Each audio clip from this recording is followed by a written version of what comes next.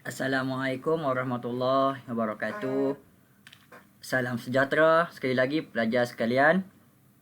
Okay, saya gembira untuk bertemu sekali lagi dengan kamu berkaitan dengan chapter yang kedua ini. Pada video kita yang lepas, saya bercakap tentang bagaimana kita menyusun antara benda hidup dan benda hidup, serta kita susun antara benda hidup interact dengan benda bukan hidup dalam bentuk hierarchy of life. Ya, kehidupan, hierarki dalam kehidupan. Yang pertama kita bercakap tentang hierarki yang paling rendah, iaitu organism. Satu benda hidup saja.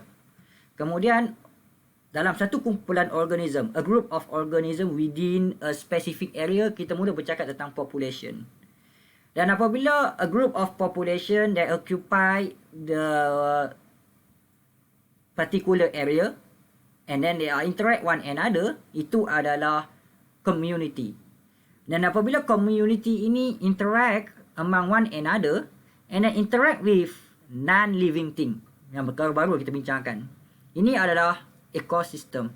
Dan the whole part of the earth yang ada beberapa bahagian penting, ini adalah biosphere. Dalam semua hierarki ini, saya suka untuk kita bincangkan tentang community. Ya, community. Sebelum kita beralih kepada perkara yang lebih mendalam, iaitu tentang ekosistem. Apabila kita bercakap tentang community, ya semua pelajar, the community is about different species. Highlight perkataan different species. Means that, ya, lembu bersama dengan kijang, bersama dengan rusa. Okay, community of different species at a given area. Tak cukup tentang kita bercakap tentang different species. Different species tu interact one another. Ya, lembu interact dengan kijang, interact dengan rusa dalam bentuk satu interaksi, iaitu persaingan. So, interact one another. Tak cukup sekadar itu, mereka juga akan interact with the physical environment. Contohnya adalah matter and energy. Jadi, ekosistem ni bercakap tentang lake ecosystem, rainforest ecosystem, ataupun grassland ecosystem. Sebagai contoh, bila kita fokus kepada lake ecosystem, di situ ada fish, ada shrimp, ada bivalve, ya, kepah tadi, dan ada crustacean, crab. Jadi kesemua ini adalah benda hidup yang mana populasi antara satu populasi ini interact one another. Jadi fish, crab, iaitu grasshopper, iaitu shrimp tadi, dia akan juga interact with water level, water depth, dan juga sunlight.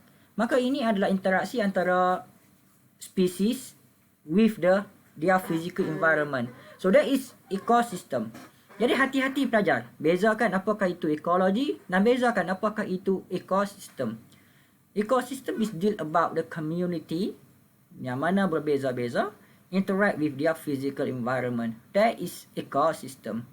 Ya, kita ada banyak terminologi, maka kita akan fokus kepada ecosystem. Jadi apabila saya mengajar kamu tentang ekosistem, ekosistem ni adalah functional unit of nature. Jadi nature ni, alam semula jadi nature ni, ada functional unit dia. Bukan unit berfungsi dia. Dan unit berfungsi dia adalah ekosistem. Melibatkan dua perkara yang saya sebut, iaitu organism dengan organism, satu perkara. Yang kedua adalah organism with their non-living environment, di mana mereka ni interact one another. Jadi perkataan interact ni memang kerap saya gunakan. Dan cukup sekadar itu, dia akan influence each other properties. So ini adalah penting untuk maintenance and developing of the nature system. Sistem nature ni. Jadi tolong faham pelajar dengan baik apakah itu ekosistem. Yang paling mudah apabila kamu bercakap tentang ekosistem, kamu fokus kepada lake ecosystem dan tropical rainforest ecosystem. Ini adalah contoh ekosistem. Jadi kamu bayangkan pada tasik tersebut mesti ada ikan, ada udang, ada ketam, yang mana mereka interact satu sama lain.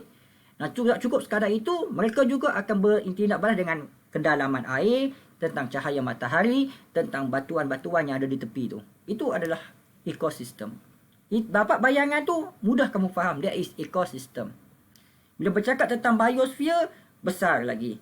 Ada grassland, ya, ada tundra dan sebagainya. Jadi dalam ekosistem ni ada dua komponen, iaitu benda hidup dan benda bukan hidup. Benda hidup adalah kita namakan sebagai biotic component. Dia melibatkan all living factor in environment. Benda hidup dibahagikan mengikut beberapa kategori. Yang pertama adalah autotroph ataupun dalam rule dia kita panggil dia producer.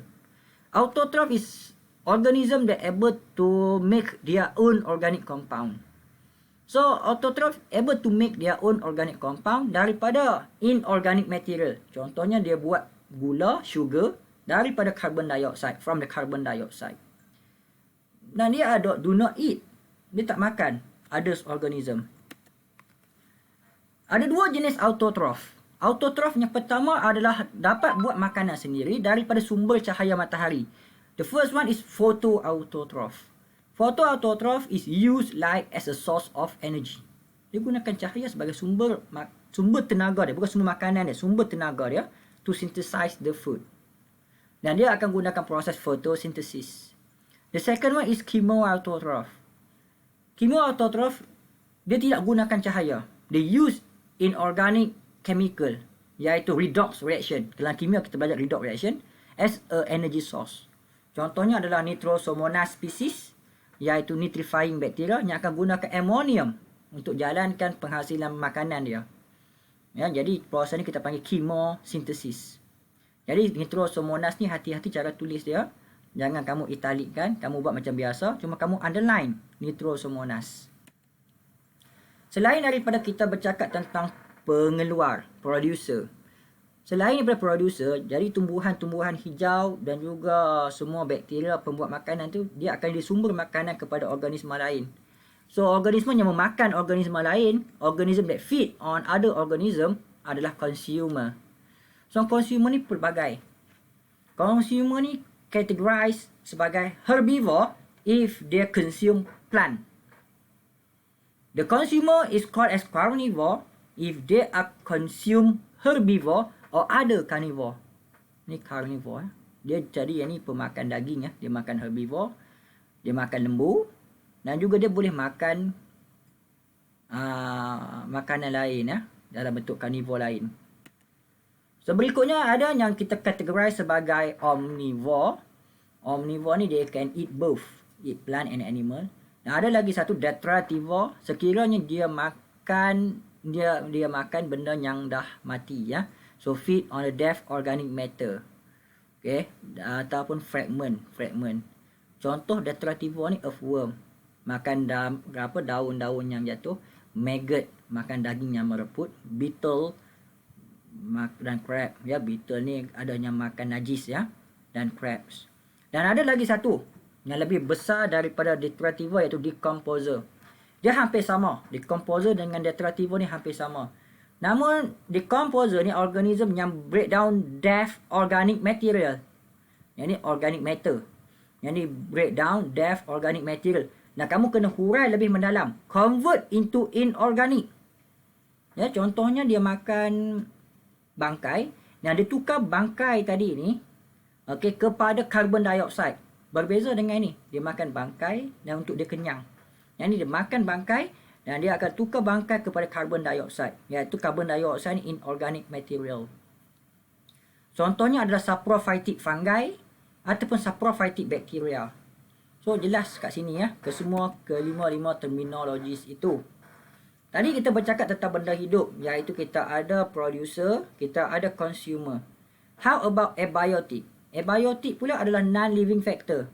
Semua benda-benda yang bukan hidup, contohnya temperature, light, water and nutrient. So benda-benda ini adalah benda yang bukan hidup. Kita tak boleh categorize dia sebagai benda hidup sebab dia bukan dibina daripada sel. Dia daripada matter.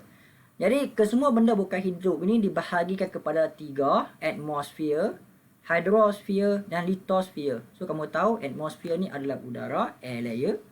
Hydrosphere is about the something that involve fresh water and marine.